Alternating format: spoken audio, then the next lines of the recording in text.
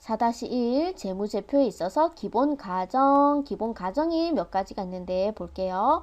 기업 실체의 가정이라고 해서 기업은 주주나 경영자와 별개로 하나의 독립된 회계 단위를 의미한다. 뭐 법인이라고 들어보셨죠? 그래서 법원에 등록을 하는 거예요. 하나의 사람처럼 취급을 하겠다.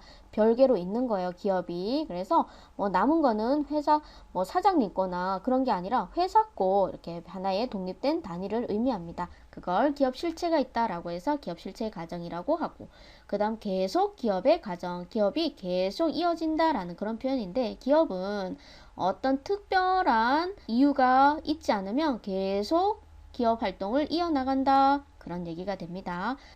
특별한 이유가 생기기 전까지는 장기간 존속한다고 가정하고 간다. 곧 폐업할지도 몰라. 뭐 이렇게 가진 않는다. 뭐 이런 얘기고, 기간별로 보고를 하세요. 그래서 기간별 보고의 가정에서 기업 실체의 존속 기간을 일정한 기간으로 분할해서 각 기간별로 정보를 제공하죠. 네, 잘라서 우리가 12월 31일, 1월 1일부터 뭐 이렇게 잘라서 보고하게 되는데, 이걸 기간별 보고의 가정이라고 한다. 어떻게든 자르긴 잘라야겠죠. 그죠? 보통은 1년을 자르고요. 6개월씩 자르는 회사도 있고 1년을 초과하지만 않으면 되게 이렇게 되어 있어요. 자, 4-2 회계 정보의 질적 특성. 질적 특성은 목적 적합성, 신뢰성, 비교 가능성 이런 특성들이 있는데, 목적 적합성과 신뢰성을 주로 비교해서 해요. 얘는 조금 별 외고요. 목적 적합성과 신뢰성은 대부분 이 둘의 성격은 상충을 해요. 상충한다는 건 얘를 높이자면 얘가 떨어지고 얘를 높이자면 얘가 떨어진다. 뭐 그런 얘기예요. 1번 목적 적합하냐, 이런 목적 적합한 성격을 높여줘 라는 거에는 예피적 하고 있어요. 그래서 여기에도 하위 속성이 3개가 있고 여기에도 하위 속성이 3개가 있어서 섞어서 문제를 내거든요. 다음 중 다른 하나는 하니까. 그럼 목적 적합성 외우기가 좀 쉬워요. 목적 적합성에는 예피적, 목의 피는 적색이에요. 어때요? 한 번에 끝났죠? 네, 그래서 이렇게 외우고 다른 하나 나오면 이렇게 푸시면 돼요. 뭐 이것도 외워도 되시긴 하는데, 신표 중검 이렇게 무슨 중국 사자성어처럼 어떻게든 뭐 이런 거는 원시적인 게 제일 좋아요. 그죠? 외우기는 해야 되니까. 그래서 목의 피적 외우시면 제일 쉬운 것 같아요. 제가 이렇게 저렇게 만들어 보니까 요게 제일 쉽더라고요. 자, 목적 적합성에는 목적 적합성을 높여줘 라는 성격에는 예측 가치성이라는 하위 속성이 있는데, 이것은 우리 외부 정보 이용자가 미래의 재무 상태나 경영 성과 등을 예측하는데 이 정보가 잘 활용될 수 있도록 하는 능력, 이를 말하고요.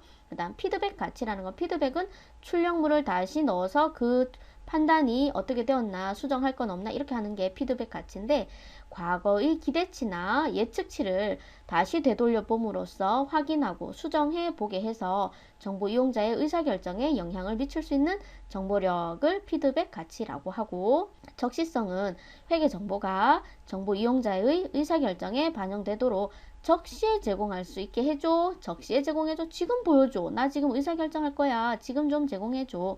이런 걸 말하는 거예요. 이렇게 해서 목적 적합성에는 예피적이라는 하위 속성이 있고요. 신뢰성을 높이는 데 있어서는 표현을 충실하게 하세요 라고 해서 제공하는 회계적 정보가 왜곡되거나 하지 않고 충실하게 표현되어야 한다. 그런 특성을 말하고, 중립성이라는 것은 그 정보가, 기업이 제공하는 정보가 신뢰성을 잃지 않기 위해서는 편이 없어야 된다. 이쪽 편 저쪽 편 아니어야 된다는 거예요.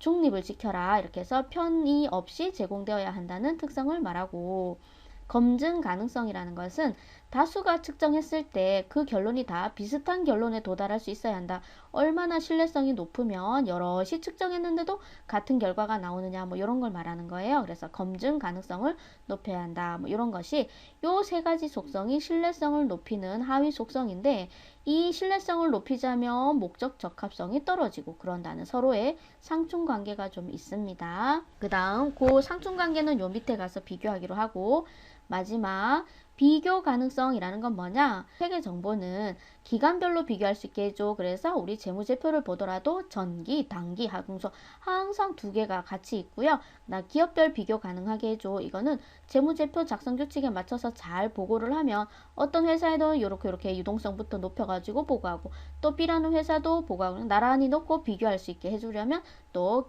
회계 정보에 그런 비교 가능성을 높여줘야 한다.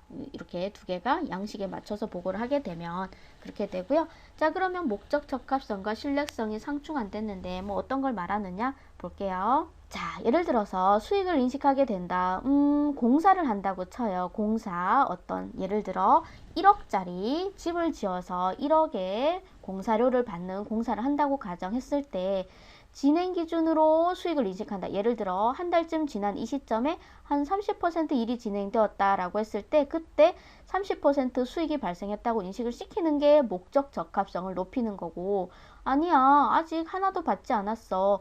완성이 되었을 때 그 1억이라는 공사 대금을 내 손에 딱 쥐어져서 공사가 완성되었을 때 3억짜리 공사를 했어요 하고 수익으로 인식시키는 거, 이거는 신뢰성을 높이고자 함이에요.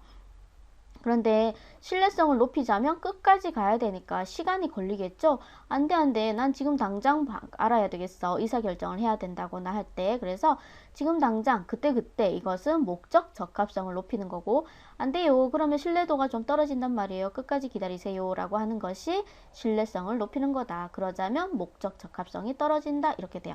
자산을 평가할 때도 그래요. 국제회계 기준에서는 유형자산 같은 것들을 그때그때 시가로 재평가할 수 있거든요. 그래서 재평가해도 돼 하는 것은 현행 원가를 나타내는 거고, 이거는 그때그때 금액을 비교하는 거니까 목적 적합성을 높이는 거고, 이거는 역사적 원가주의라는 건 뭐냐면 우리나라에서 중소기업이 아직 채택하고 있는 일반기업 회계 기준에서는 역사적 원가주의라는 걸 써요. 이게 뭐냐? 10년 전이고 20년 전이고 그때 구입한 금액을 장부상에 계속 보고하는 거예요. 왜? 이거는 실제로 판매한 금액이 아니기 때문에 약간의 신뢰도가 떨어질 수 있어요. 건물이 나란히 있어도 옆에 건물이랑 그 옆에 있는 건물이랑 금액이 서로 다를 수 있잖아요. 똑같은 사양이어도. 그런데 그러니까 이거는 결국은 팔아야지 그 정확도가 높아지는데, 팔지 않은 상태에서 시가를 재조정하는 거고, 이거는 내가 실제로 지불한 금액을 장부에 보고하는 거기 때문에 신뢰도를 높이자라는 데 있는 거예요. 아직 좀 어렵죠, 그죠? 네, 자, 나중에 또 때가 되면 제가 또 그때그때 말씀드릴 거예요. 그리고 이런 문제 풀면서도 반복하게 되고요. 요건 좀 와닿으실지 모르겠네요. 신뢰도를 높이려면 진짜 1년 동안 실제 발생한 수익과 비용 등등을 다 반영시킨 연말에 보고하는 거, 그런 내용을 실제로 다 반영한 장부는 신뢰도를 높이는 거고, 내가 연말까지 어떻게 기다리니? 6월 말 현재인데, 현재 6월 말인데 그냥 신뢰도 조금 떨어지는 거 감안하고 볼 테니까 좀 마무리해서 보여줘봐 하는 게 목적 적합성. 그래서 목적 적합성은 좀 그때 이런 의미가 있고, 신뢰성은 끝까지 기다려서 실제 그 발생한 금액들을 보고하는 것이 신뢰성을 높이는 거다. 뭐 이런 게 있어요. 네, 오늘 영상은 여기까지고요. 다음 시간에 더 좋은 영상으로 돌아오도록 하겠습니다. 감사합니다.